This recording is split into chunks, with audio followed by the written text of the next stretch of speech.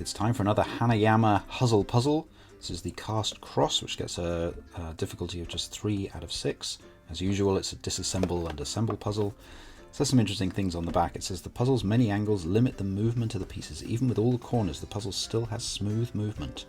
Solve the puzzle by making good use of vertical, horizontal, diagonal, and rotational movements designed by Japanese designer Eddie Nagata. Okay, so there we go. Let's have a look and see what this puzzle is like.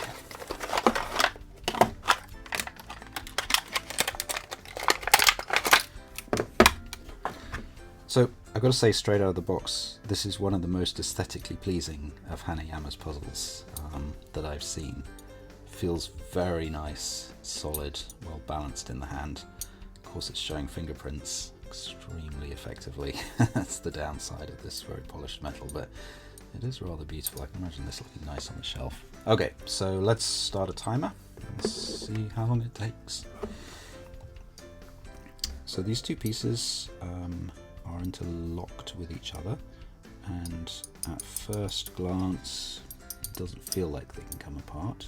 It doesn't feel like there's much movement apart from this sort of slight rotation on the silver piece. You can see there's a gap in between the pieces here, so that gives you a bit of leeway.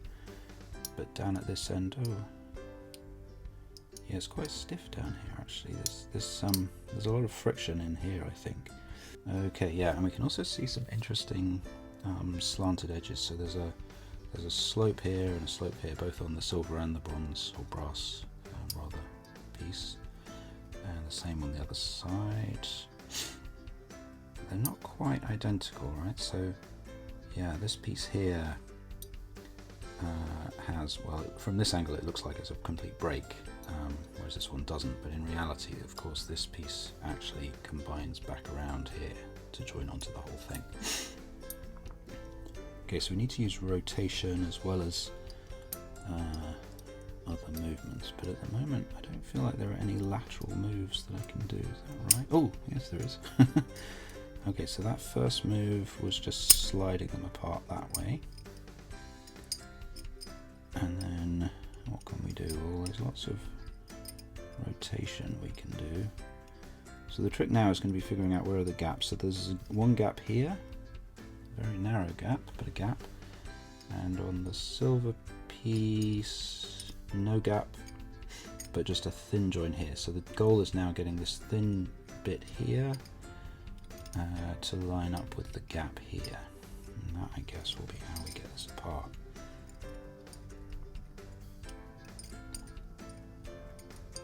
So the thing I always find with these kinds of puzzles is that it's very tempting just to do kind of random movements, sort of shake it.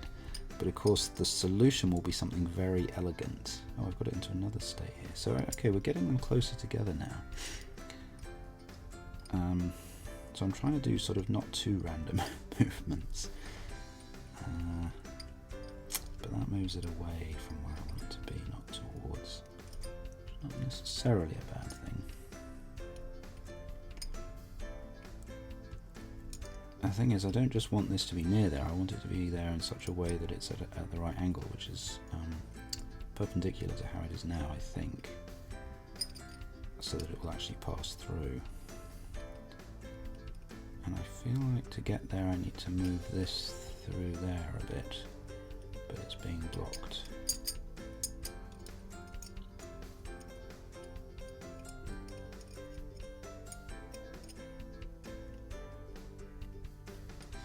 Ooh, this feels new. Oh no, I think I've been here before, haven't I? Oh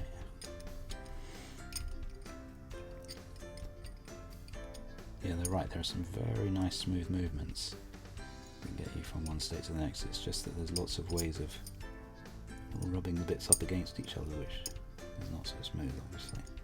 But having got here, this is a dead end, right? Because this brass piece can't move any further that way, so you can only go backwards, I think, unless there's some other direction, but no, I don't think so. Unless it'll move through.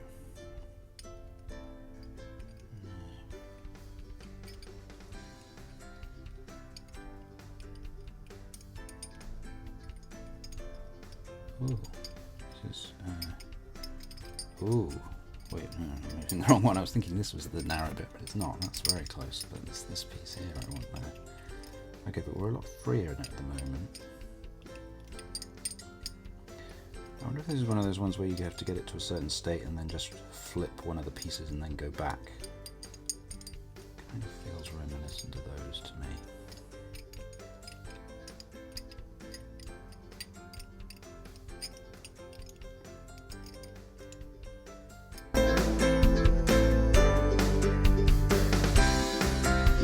Ooh, look, now we're getting close, aren't we? We're very close, I think. Is this it? Yeah, there we go. Look at that. That was a lovely movement. So it took a bit over 5 minutes to get them apart. Now, of course, the challenge is getting them back together again. So I just want to make sure I can remember how they came apart. Yeah. Okay, that makes sense. So there we are. Look at the two pieces. They're very lovely. And as is always the case with these puzzles, one of them says Hanayama, and the other one has the name of the puzzle, Cross. And if I'm looking at that right, the letter O has a cross through the middle of it. Is that what that is? I think so. Okay, so let's see if we can get this back together. I'm hoping that was the right first move. And then there was a bunch of rotation. I'm guilty of just doing somewhat random feeling moves here. It's interesting, the starting state had very few possible moves, whereas the state that you get to that's closest to the finish has a lot of degrees of freedom. Which means in some ways you're almost guaranteed that it's easier to get it apart than to get them back together again. Interestingly, even after I just did a bunch of moves which felt like it was moving it a long way away from the solved state, it was actually still effectively in the solved state pretty much.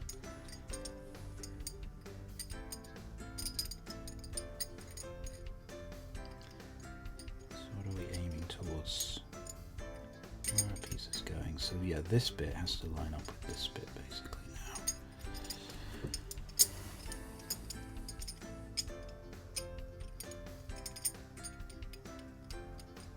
Have I put it together the wrong way? Is my very start move wrong here? I have a feeling it is. How many ways are there that I can put these together? I think just the two, right? So there's that one, and then there's that one. And this is the one I already tried. Let's just try this for a bit, because I still think the first way was right, but let's see.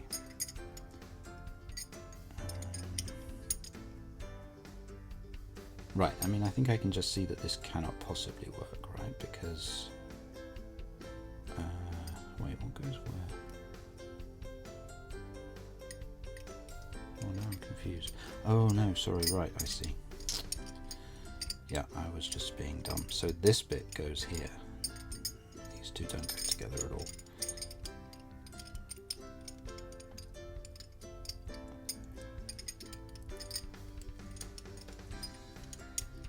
Ah, okay, so this feels plausible then, because I feel like all I really need now is to just sort of lift this silver piece through the brass piece and then it'll just slot into place.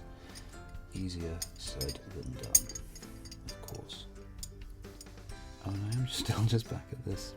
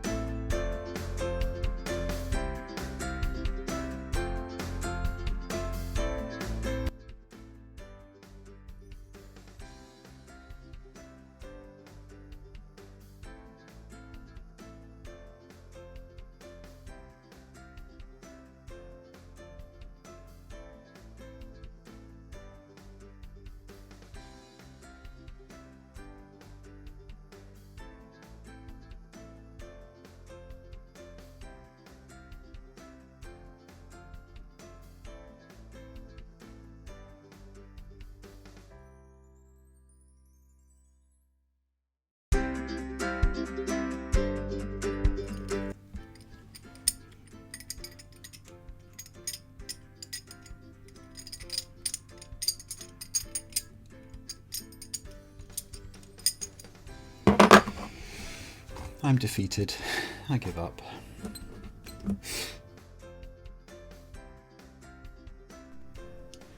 Alright, it's now been actually an embarrassingly long time since I first got this puzzle. Many months this thing has sat on my desk as I've worked and I fiddled with it.